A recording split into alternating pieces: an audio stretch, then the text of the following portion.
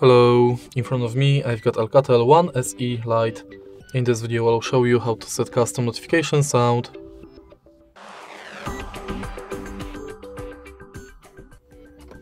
In the beginning, let's go to settings and now enter sound and vibration.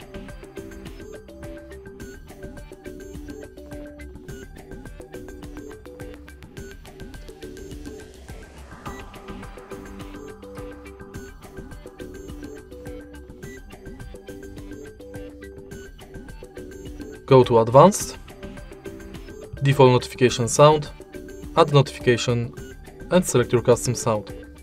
Now select it from the list, tap OK and it's done. If you find this video helpful, please leave like, comment and subscribe.